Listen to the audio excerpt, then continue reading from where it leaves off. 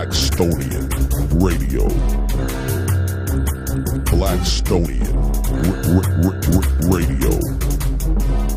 Blackstonian. Black Boston's 411 24/7. Blackstonian Radio.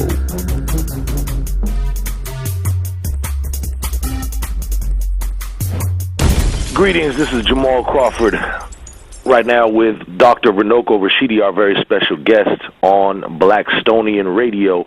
And Dr. Rashidi, thank you for taking this time with us today, and want to just really get right into the interview and just begin. For those in our listening audience who may not be familiar with your work, just tell them a little bit about who you are and what it is you do. Well, first and foremost, I'm a historian. I guess an anthropologist too, and you could say a writer. I'm an author, world traveler. I travel all the time. I've been to 100 countries in the last 12 years. And I'm a race man. That means everything that I do, everything, is about uplifting the African community.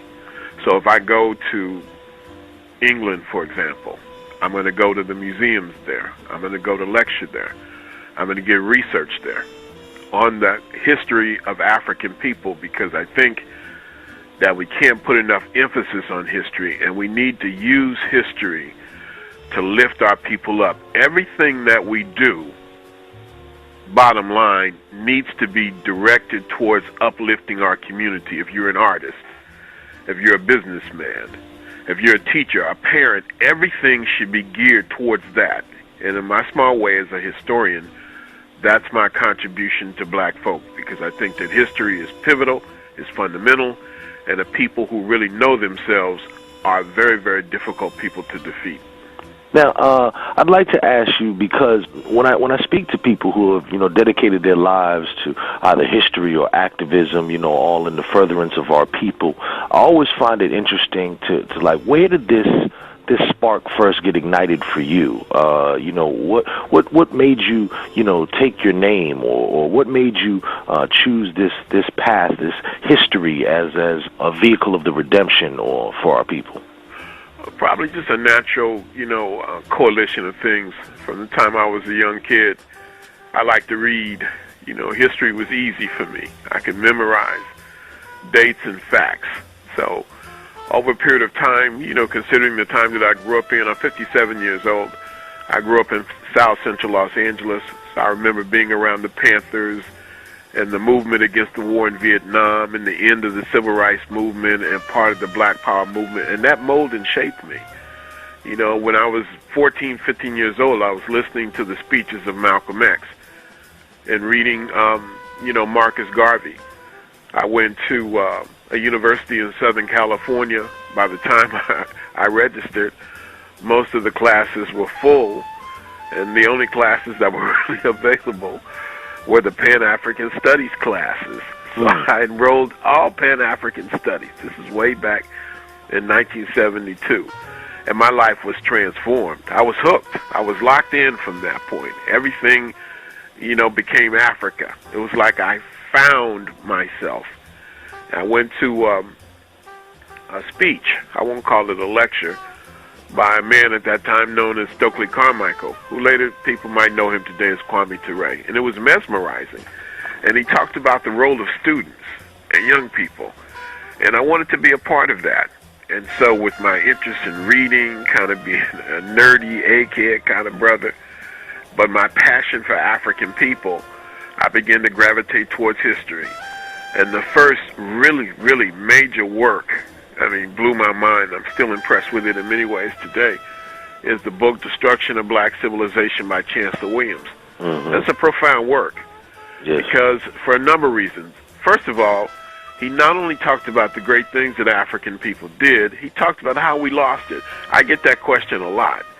Runoko Rashidi, if black people did all these great things you claim they did, what happened to us? How do we blow it? How do we get in the situation we're in now? If you don't mind me saying, how do we move from the pyramids to the projects? So he tried to address that. And then he did something else. He said, this is how we can get it back. based on everything I've studied, this is how we can regain our rightful place in the world. And the third point is he was the first person to really talk about African people all over the world. Up to that point, I had never heard about African people in India, in China. I knew my history began with slavery and colonization. And here's a historian who said, no, no, no. We have a history well beyond that. We were a global people beyond that. We left Africa and traveled the world before shackles and chains were on our hands and our feet. That was earth-shattering. And I've been in the game ever since. Well, now, for our listening audience, you've done a monumental amount of work, both, whether it's the tours or the lectures or the writings that you've put forth. Is there anything that stands out among them that you're most proud of or consider your stellar work, your masterpiece? Well, I don't know if there's one thing. I'd love to be able to say that I've been to all these places in such a short period of time. I think that's record-setting, maybe more than any scholar or African historian in modern times, maybe ever. Just the sheer volume of places I've been to. So I'm proud of that. I'm proud to be able to say I've lectured in 55 different countries. That's quite an accomplishment. Yeah. And it's measured by, I didn't come from a privileged background. I didn't, I don't work at Harvard like some people I know. I had to earn this. This was a labor of love, but it was really, really a labor to accomplish a lot of these things. I think that I'm in my prime right now, and I would like to think that much of the best of my work is yet to come. I think that one of my big contributions, and I hope this doesn't sound arrogant or like I'm bragging, I'm just really trying to be objective, is to be able to help expose more of us to the fact that we have black populations in places, huge black populations in places like India. I've been arguing for some time now that India has the largest black population in any one country on earth. Black people in the history of ancient China. The Aboriginal Australians, where do they fit in? Millions of black people, African people of African descent, whatever you want to call them. And the terminology is important too. In the Pacific, who have African roots, who at least will say they come from Africa. So what is an African? Who is an African and who is not an African? And I think that's something that I've been able to contribute to the discussion on, and I'm pretty pleased about that. All right. Now, I know throughout your career and your travels, you've had the opportunities and the blessings to work with many of the great black African scholars, of our time. And as you noted, your age, and that we are actually, and you also noted that some of your best works are probably yet to come. And we're losing a lot of our scholars and whatnot. Can you please tell us about your experiences working with the great Dr. Ivan Van Sertima, and also, too, tell us about your working relationship with Dr. Ben, and Dr. Ben, who is still with us, thank God, and please give the listening audience an update on Dr. Ben as well. Oh, yeah, I'd be delighted to. Yeah, I've been very fortunate to have worked with a lot of these great men, and great women, too, for that matter. One of the greatest of them all is Ivan Van Sertima. Ivan Van Sertima was a wonderful scholar. He was born in this month, as a matter of fact. I think 1935, in Guyana, in the hinterland of Guyana in South America. Used to be British Guyana. And Guyana also produced people like George D.M. James, who wrote the book Stolen Legacy. Some people might know that book. And a number of other scholars, too. A brother named Walter Rodney, who did a great scholar, an economist, who wrote the book How Europe Underdeveloped Africa. So Guyana has an intellectual tradition, or a tradition of bringing people like Jan Carew, bringing forth great scholars. So Ivan lives in Europe. He does some field research in Africa. And in the middle 1970s, he made a big name for himself in the African-centered community with his work on the African presence in America before Columbus. And the signature work is They Came Before Columbus, The African Presence in Ancient America, published by Random House, I think in 1975 or 77. And this is not long after Chancellor Williams' book, Destruction of Black Civilization, came out. I think that book first came out in 1971. In 1974, I'm almost certain, was the first English work of Sheikh Anta Diop. His book, African Origin of Civilization, Myth or Reality, I think was published in 1974. And this is around the same time of Dr. Ben's works coming out. Books like Black Man of the Nile and His Family, African Origins of Major World Religions. So this is a time which is kind of like a golden age in the recent period of African-centered historiography. You had these great works by these great scholars coming out at that time and laying the basis for basically everything we're talking about. And that produced me. That was my formative stuff. So Ivan moves from England to the United States. He teaches at Rutgers. He teaches at Princeton. I think it was 1981, along with some other people, but he was the principal person who founded the Journal of African Civilizations. And I think that it may have been based in Chicago, and it was a journal, literally a Journal of African Civilizations, essays about great things Africans have done, Egypt, blacks in science, etc., etc. I met Ivan, I think, I met him in 81. And in 1982, I started writing for him, writing in the journal. And we developed a good relationship. He wrote and published, I think his last book was like 1997 or so, a book called Ancient America Revisited. Together we did a book. It's really mostly my work, but I'm proud that his name's on the cover too. And that is The African Presence in Early Asia. So Ivan's big thesis is that black people came to America before Columbus, and not only did they come, but they did big things. They did grand things. They helped lay the basis for civilization. He would emphasize that we have a history before slavery, and that you can't start at that point. And great scholar. I was really happy to work with him.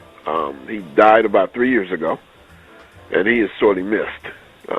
Dr. Ben, Joseph Alfredo Antonio Ben Yakinen, turned 94 on December 31st. And he's in a nursing home in New York. His health obviously has declined, a series of strokes. His wife passed, his wife of something like 45 years, passed a couple of years ago. We hope to get him out of this nursing home and back into his residence in Harlem, soon. Birthday party for him yesterday. Of course, Dr. Ben, again, wrote books like Black Man of the Nile and African Origins of Major World Religions. Dr. Ben, Dr. Clark, Ivan Van Sertima, those were titans. Sheikh Anta Diop, Chancellor Williams, these were pillars. These were the icons. If you are into basketball, you could say that these were the Kobe Bryants, the Michael Jordans, the Shaquille O'Neals of their day. They ran it. And all of us younger people, I won't say all of us, but I think I can say that, really are their offspring, in a sense. And it's our turn now. And where are we going to do this? And how are we preparing your generation to take it even further than us? There must be an intergenerational transmission of wisdom. And so it's kind of interesting that we're having this conversation, and I'm talking about Dr. Ben and Dr. Clark and these sisters and brothers, and then, I'm talking to you. So we have 3 generations right there. Those great scholars that influenced me, and then myself, my peers will include people like Tony Browder, Ashra Kwesi, Ray Hagins, numerous others. Molefe Asante is a little older. And then the younger generation. And then we also have people coming up, the students today. So I think it's important to pass this information along. And allowing me to talk about Ivan Van Sertima and Dr. Ben helps facilitate that. And I appreciate you for it. Yes, indeed. Thank you. I mean, both of those have definitely been pivotal to my own development, and it's something that we use in the Blackstonian to give to our youth and our community to promote these images, because, as you say, they should be as widely known as the basketball stars, or dare I say, even the rap stars. Yes. Now, your current focus of work, because as you said, you focused on this global African presence, and as you said, Dr. Van Sertimer did the Americas. You've done, Asia. You've done on and on. Now, tell us about your current focus. Well, I'm gonna go back to Asia eventually too. I want to write, since you brought it up, I want to write another English language book on Asia. The first one, the books with Dr. Van Sertimer, those are anthologies, meaning that I was the editor-in-chief. A lot of it is my work and my writing, but I want to do another one. And remember, the last edition of that book came out in 1995. It's already been 16 years.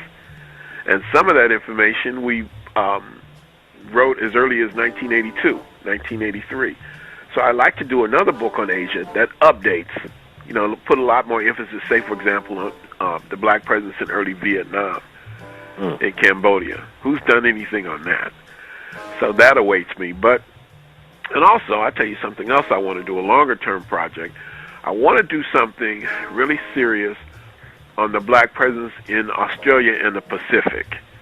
Nobody's ever really done that from a Pan-African perspective. You got millions of black people in places like the Solomon Islands, in Fiji, that I am aware of, who say they come from Africa. And they look like people on the continent of Africa. Over the last year or so, I've developed a relationship with Chief Benny Winda, chief of the Dani people in West Papua New Guinea. And we're talking about Pan-Africanism. You got a whole nother component there. And that's something that I want Runoko Rashidi to be smack dab in the middle of. But my most current book, and this is a book that I'll be promoting heavily when I go to Boston, in just a short time. It's called Black Star, The African Presence in Early Europe. And it goes well with my work on Asia. It is literally a book about, many chapters with wonderful color photographs of the African presence in early Europe. Now, when I say early Europe, I'm looking specifically from the time of the African presence among the Greeks and the Romans. We pretty much start from there. There's a significant chapter on the people called the Moors, who reintroduced civilization to Europe after the fall of the Roman Empire. There's a nice little essay, maybe my favorite in the book, in fact, on the black Madonnas of Europe. I'm absolutely intrigued by them. And then you have a section that deals with black people in the later phases of European history. People like Alejandro de Medici, who was the reigning Duke of Florence and the first black head of state in the modern Western world. And people like Alexander Dumas, who gave us the expression, one for all and all for one, who told us that your work may be completed, but your education is never finished. And who I really love the statement, a man's mind is elevated to the status of the women with whom he associates. So we talk about him. And of course, the immortal Alexander Sergeyevich Pushkin, a man of African descent who was the father of Russian literature. So I'm very pleased with the book. It has a nice cover. It's my first so-called scholarly work in a while, and I resent that. I spend a lot of time writing for the people the last few years. I spent a lot of time on the internet, on Facebook, things like writing in newspapers, like J.A. Rogers, because I think sometimes, the African scholars, sometimes we lose sight of what it's all about. And a lot of us spend a lot of time writing for each other and forget that we live in a community that is in desperate need of scholars and Africans operating on all levels. So, but anyway, this is a fairly scholarly book, and I'm very pleased with it, and I think people are going to like it. Well, I'm glad you brought it up, brother, because it's one of the things that I truly appreciate about you is your ability to take some of these, very, very complex, historical analysis and break it down to a way that the common folks can understand. And in that, we attract more people because obviously this knowledge is, meant to be shared.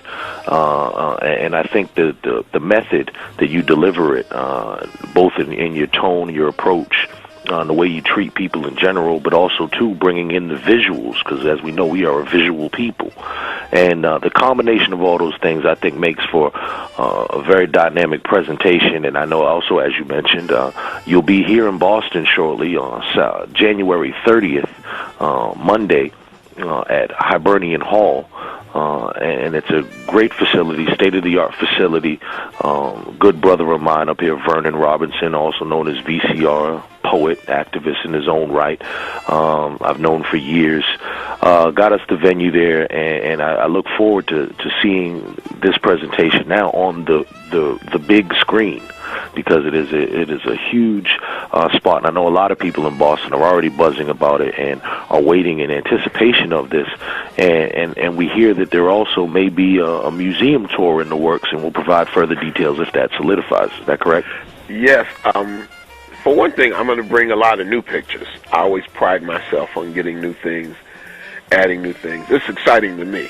I always get new information. For example, I'm really, really interested as of late with the African presence in the Greco-Roman world. I never knew until quite recently just how extensive that was. And I'm not just talking about black people. Like, for example, you also have, this is something I didn't even know when I was writing the book, the extent of the African presence in Greek mythology.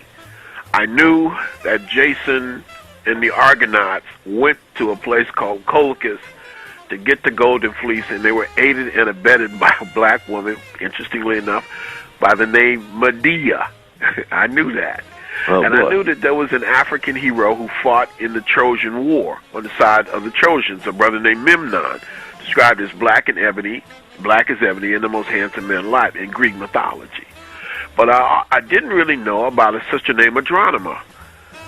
And, there's a galaxy, a solar system named after her. And she's described specifically, I just found this out, specifically as an Ethiopian woman, a black woman. And she ended up marrying the great Greek hero, great, I guess is a relative term, Perseus. Very interesting stuff. But lots of images of black people on all levels of society in the ancient Greco-Roman world. So I'm going to show a lot of new pictures. And yeah, we're definitely going to do the museum tour. That'll be Wednesday, the Boston Museum of Fine Arts. I'm going to take people around. Haven't set a price or anything like that, but we're definitely going to do it, and that'll be the way I will introduce African History Month. I'm looking forward to it. Well, sir, I thank you for taking the time to do this interview, and we really look forward to the presentation and really seeing and learning more about some of this information you've covered here with us briefly today. We thank you for your work, sir, and it is definitely a blessing to witness it and watch it be shared with a lot of these young minds who so critically need it. One last thing for our listeners, could you provide them with the way to follow you? I know you maintain a list and have done so for so many years. If you would be so kind as to give the audience a way to get this information directly from the source. Sure. People can contact me directly at Runoko@yahoo.com or Runoko@hotmail.com. And, of course, Runoko is RUNOKO @yahoo.com or hotmail.com. And you can always call me direct if you like at area code 210-232-7272. That's 210-232-7272. I've got a couple of big websites. One is called Travel with Runoko, and the other is the Global African Presence. So if you just Google Runoko, not even Runoko Rashidi, if you just Google Runoko in a search engine, a lot of information will come up. But we certainly do want to encourage people to come out on the 30th. I intend to be in Fine Fiddle, and hopefully we can get a nice audience for the museum tour. And I hope to be in Boston for 2 or 3 days, and I'm looking forward to meeting as many people in the community as possible. So thank you. Happy New Year, and I appreciate you taking a little time with me today. Thank you, sir. And probably the only black scholar that can also be found on Facebook. pharaoh of Facebook. I love to say that.